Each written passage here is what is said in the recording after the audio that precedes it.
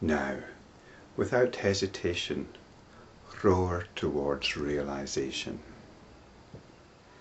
The Yoga Sutras of Patanjali have had a lot of attention. There have been many translations, many interpretations, often by people who are well qualified to do so. They might be well versed in Sanskrit, well versed in Indian philosophy.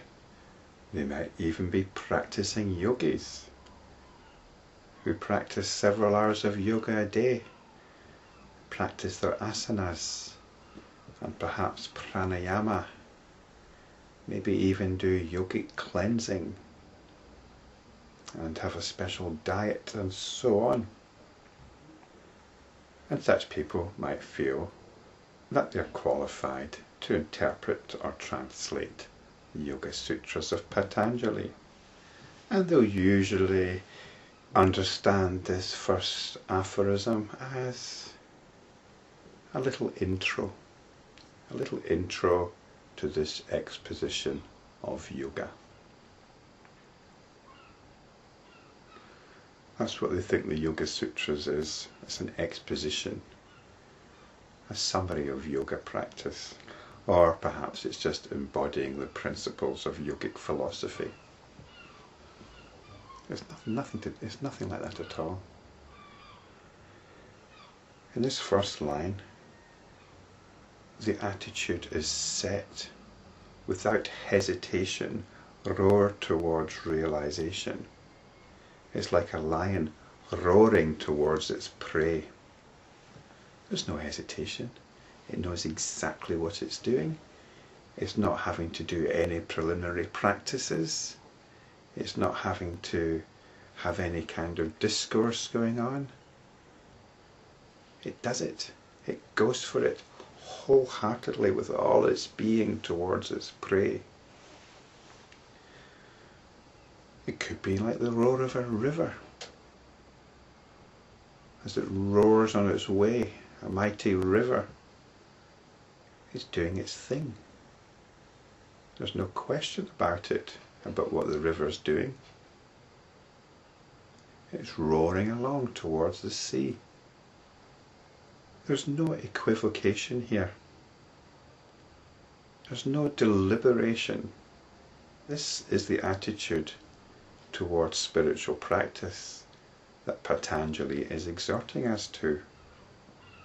It's like flicking on a switch. When you go to put on the light,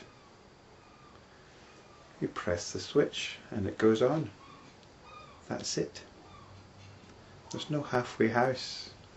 There's no thinking, I have to sit in calm meditation for several hours or do my asanas and my sun salutations and my chanting and then I'll put on the switch. You do it, as it says in the advert. You just do it. Do what? Get on with my meditation and my yoga asanas and gradually refine my consciousness until it's so rarefied and beautiful and blissful that eventually I become enlightened. Is this the story? As you watch this video, as you listen to it, you might not actually be listening to it. You might be thinking, who is this guy? Calls himself Guru Gillis. Is that Sanskrit? Is he enlightened? You're not listening to what I'm saying because you want to know whether or not I'm enlightened first of all, and then you'll listen to what I'm saying. Am I emanating bliss? Do I have siddhis? Then you might listen to what I'm saying. Well, the reason I'm doing this is because I recognize the mind of Patanjali. It seems to me obvious. It seems to me to be obvious what he's talking about, and that the point of what he's saying is usually missed. What Patanjali is talking about is consciousness or awareness, simple awareness. Yoga is not concerned with higher states of consciousness. There are no higher states of consciousness. There's only consciousness.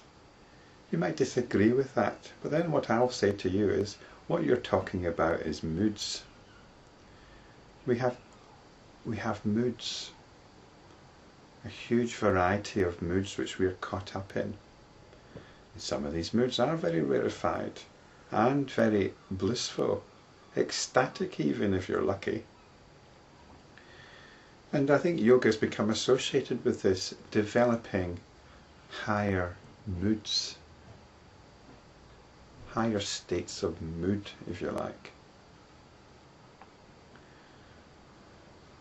This isn't what Patanjali is talking about. Patanjali is talking about consciousness. And that might not sound very interesting. That might not sound very appealing. Where's the bliss? Where are the cities? Where's the happiness?